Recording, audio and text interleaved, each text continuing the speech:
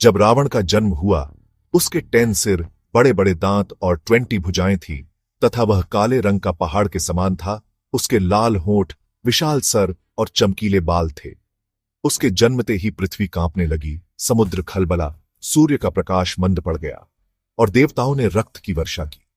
तदांतर पितामह ब्रह्मा के समान ही उसके पिता ने उसका नामकरण किया और कहा कि इस दिससर वाले पुत्र का नाम दशग्रीव होगा।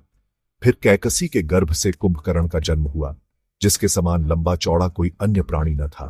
फिर विकराल मुख वाली सुपुर्णखा उत्पन्न हुई और सबके पश्चात धर्मात्मा विभीषण का जन्म हुआ। उसके जन्म के समय आकाश से पुष्प की वर्षा हुई तथा देवताओं ने साधु साधु कहा। कुंभकर्ण और दशग्रीव उसी महावन में बढ़ने लगे।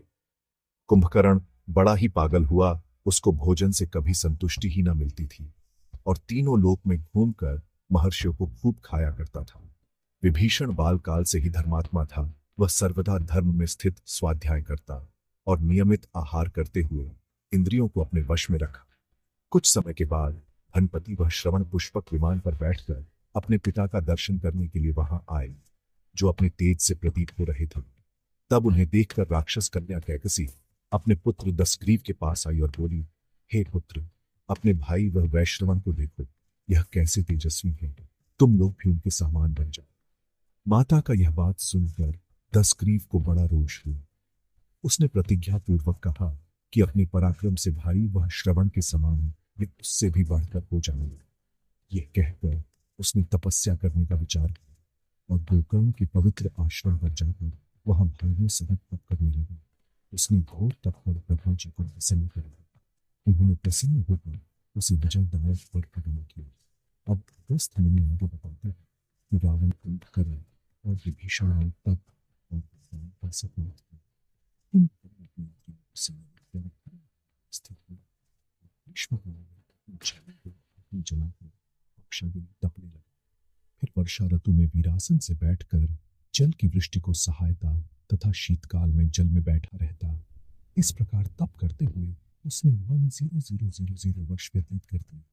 विभीषण तो सदा ही से ही धर्मात्मा और मृत्यु भय पर 5000 वर्षों तक एक पैर पर खड़े रहे।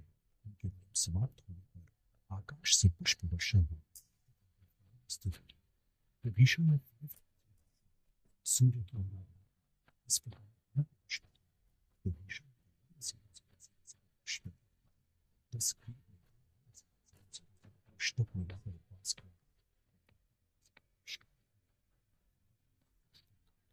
अग्नि में इस प्रकार 9000 वर्ष व्यतीत होने तक उसके 9 मस्तिष्क अग्निदेव को अर्पित हो गए और जब 10000 वर्ष पूर्ण होने लगा तब उसने अपना 10वां मस्तक काटना चाहा तो उसी क्षण ब्रह्मा जी उपस्थित हुए।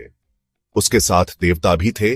तब ब्रह्मा जी ने संतुष्ट होकर दशग्रीव से कहा कि तुम वर मांगो। तब दशग्रीव गदगद होकर कहा, भगवान, प्राणियों को मृत्यु का भय सर्वदा लगा रहता है, मैं अमर होना चाहता हूं।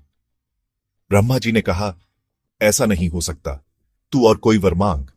तब दशग्रीव ने हाथ जोड़कर यह प्रार्थना कि मैं गरुड़, नाग, यक्ष, दानव, राक्षस तथा देवताओं के लिए अवध्य हो जाऊं, मुझे यह सब ना मार पाए और अन्य प्राणियों की मुझे चिंता नहीं है। मनुष्य आदि जीवों को तो मैं कीड़ा समझता हूं। दशग्रीव के ऐसा कहने पर देवताओं सहित ब्रह्मा जी ने वरदान दिया और उसके 9 सिरों को वापस कर दिया और उसे और भी वरदान दिया कि जैसा तू रूप चाहे वैसा धारण कर लेगा। इसी वरदान के कारण भगवान विष्णु को एक मनुष्य रूप में राम जी का जन्म लेना पड़ा रावण को मारने के लिए। अब ब्रह्मा जी विभीषण से बोले, विभीषण, मैं तुम्हारी धर्म बुद्धि देखकर प्रसन्न हूं, तुम वर मांगो। धर्मात्मा विभीषण ने हाथ जोड़कर कहा, आप मुझे यह वर दे कि परम आपदा पड़ने पर भी मेरी बुद्धि धर्म पर ही तत्पर रहे और हे भगवान, बिना किसी के शिक्षित किए ही मुझे ब्रह्मास्त्र का प्रयोग करना आ जाए और जिस आश्रम में मैं रहूं उसके प्रति मेरी सदैव निष्ठा बनी रहे। विभीषण को वर देने के बाद ब्रह्मा जी कुंभकर्ण के पास गए। तब देवताओं ने ब्रह्मा जी से प्रार्थना किया कि आप कुंभकर्ण को वरदान न दीजिए, क्योंकि आपको स्वयं झात है कि बिना वर के ही वह दुष्ट तीनों लोगों को सताया करता है। इसके खाए हुए ऋषि और मुनियों की तो गणना ही नहीं की जा सकती। जब बिना वर पाए ही यह करनी है, तब वर पाने पर तो यह समस्त त्रिभुवन को ही जमा जाए। तब ब्रह्मा जी ने सरस्वती देवी को स्मरण किया। उनके स्मरण करते ही सरस्वती जी वहां पहुंची। ब्रह्मा जी ने उसे कहा, तुम राक्षस राजकुमार की यहाँ पर बैठकर इसके मुंह से देवताओं के अनुकूल बात निकालो। सरस्वती जी ने बहुत अक्षा कह कुंभकर्ण के मुंह में प्रवेश कर गई। तब ब्रह्मा जी ने कहा, कुंभकर्ण, तुम जो भी वर मांगना चाहो मांगो। ये सुनकर कुंभकर्ण ने कहा, भगवान, मैं चाहता हूं कि मैं अनेक वर्षों तक सुखी रहूं। जी, तो कहा, ऐसा कहकर ब्रह्मा जी चले गए। पश्चिमी सरस्वती उनके मुंह से निकली।